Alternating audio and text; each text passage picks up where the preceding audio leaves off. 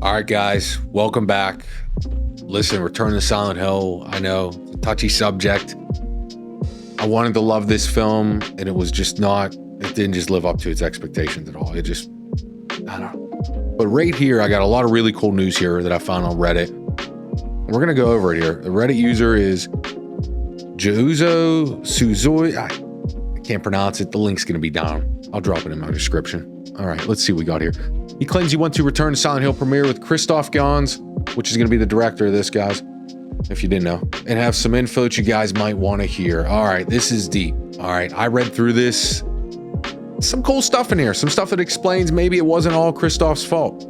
So let's get into this. Gans states that the producers were kind of a pain in the ass and that he had to do the movie within under 2 hours because it was in his contract, and that the producers pushed to have a more energetic and more action movie. That's a problem right there.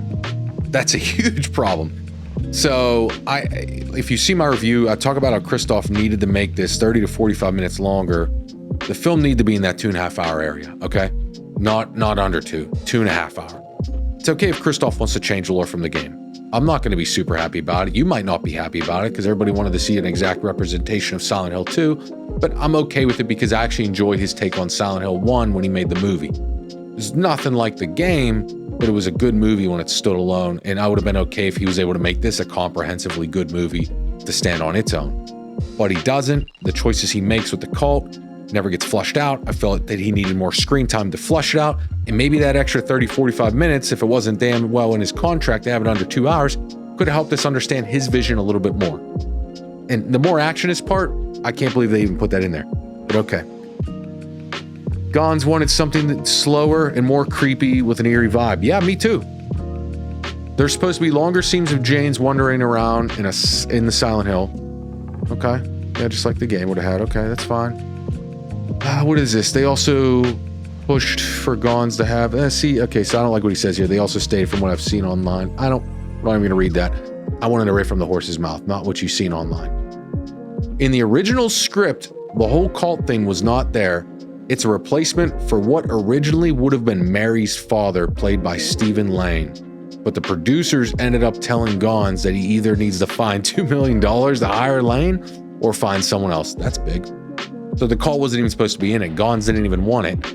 And like I said, this is all according to this YouTuber, or this Redditor, I apologize, that went, saw a screening, got photos with him, got to ask him these questions, got signatures. I mean, I trust him. What's this guy got to lie about? But who knows? People lie about everything nowadays. But this all sounds very believable, and I'm very intrigued now. So this cult wasn't even supposed to be in this. Fuck, I would have liked that. Okay, what else we got? The producers ended up telling Gans that he either finds a $2 million for Lane, yeah, which obviously they couldn't find. All right. Gans also mentioned that a budget cut during production, but he did not say when. I don't like that. So you're telling me you get a contract, they go, hey man, we want more action in this one, and we stay under 2 hours. Then you start making it and you're like, okay, whatever, I could fit it, but it's going to cost this much. And then somewhere during the film, they're going to tell you, nah, give us some of that money back. You're not allowed to have that budget. I mean, no wonder why this thing's slowly getting worse as it goes on in the film, and slowly getting worse as I read this. Wow. Okay. So budget cuts somewhere in production. He also ended up scratching the whole idea. So he ended up scratching the whole idea. Yeah, obviously, because he ended up keeping the cult. The baby doll in the movie. Okay, they're going to touch base on the baby doll. The baby doll in the movie that Laura has at the end represents the fruit of incest with her dad. Whoa. Konami apparently really liked the idea, but ended up scratching that idea too. I'm going to assume because of budget cuts, timeline, you know what I mean, under 2 hours, stuff like that. So that makes sense. The creepy baby doll that I thought was pointless actually has a point to it, but we never got to see it on screen. Eddie's death has been shot. Okay, guys, so Eddie, we only see him in the beginning of the film, and then we never see him again, so this makes sense. There's more scenes with him. Eddie's death has been shot in a cold chamber.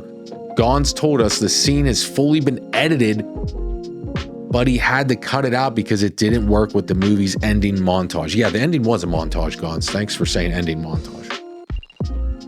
Show us that, though. I would like to see it. How can't you edit that in? Probably timeline, budget, everything else they screwed him on.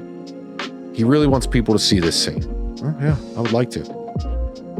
He has a director's cut ready to go, but then I have heard this elsewhere. So that's why I think there's a lot of credit to this Reddit post, because I have heard this in the last week that there is a director's cut ready to go, this film. I don't know. I hope it's good. I hope it can clean it up, and I would absolutely check it out and review that for you guys if he ever gets the rights to release it. But let's see. Let's see what he says about that. The director's cut's ready to go, but he doesn't know if it'll be able to be released on Blu-ray or even released at all. Neither the deleted scenes. So he doesn't even know if he's going to be able to release these deleted scenes that he's talking on.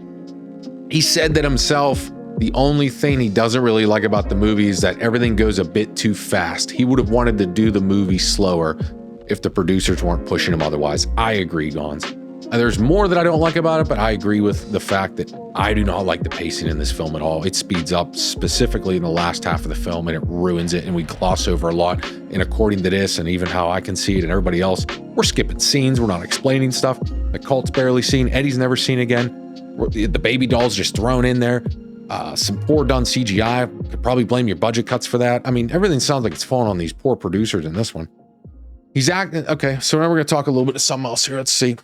He's actively working on a Fatal Frame adaptation. Okay, cool game. Another classic, horror game. The script is finished and he's open to do more Silent Hill. Okay, listen, Gans. That's cool. You got a Fatal Frame thing script done and all that. I'm okay with you doing it, but don't let these producers screw you, man. You made a good Silent Hill 1 movie because it was paced out and it was done right and we were able to see your vision. All right, and it had just enough likeness from the game to bring fans and then people that don't know about it but just were into horror movies together, and you created a cult following.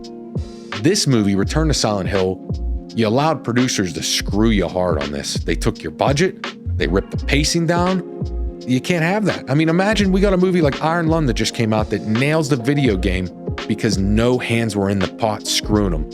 Markiplier did exactly what the fans wanted and exactly what he wanted, with nobody saying, hey, shorten it, do this, do that. I mean, he had so many good scenes in that he was able to just drag out and make you feel like there's a scene in Iron Lung where the blood just drops and they spend, feels like minutes staring at just that drop of blood. Any other production team would be like, cut it, we need to move on to the next thing. We don't need to see that.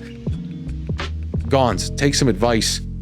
Read the room. People want to see this done right and faithful to the games. Whether that's a bigger budget, I'm sure it is. And whether that's more screen time, which I'm sure it is, get it and get it approved. Do not ruin Fatal Frame. And another Silent Hill. He's open to do more Silent Hill. Please don't ruin another Silent Hill. Because I know you're capable of doing the right thing, man. Got to get these producers out of your way. I'm telling you. Let's see what else he says here, guys. He's also working on doing a Silent Hill 4K remaster of the 2006 film. Okay, I'm okay with that.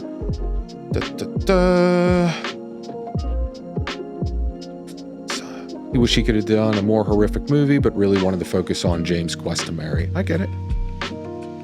Okay, and then this guy just goes on saying about how it's fantastic to listen to him talk and all that good stuff. But like I said, I'm going to drop the link down below. You guys can read this for yourself. I would like to see a director's cut. Would you guys like to see a director's cut of this? Does what Gans state here make you feel bad for him and make you think it's a producer's fault, or do we still blame Gans? I'd love to hear your thoughts down below in the comment section. Like, subscribe, and we'll check you guys on the next one, okay? Peace.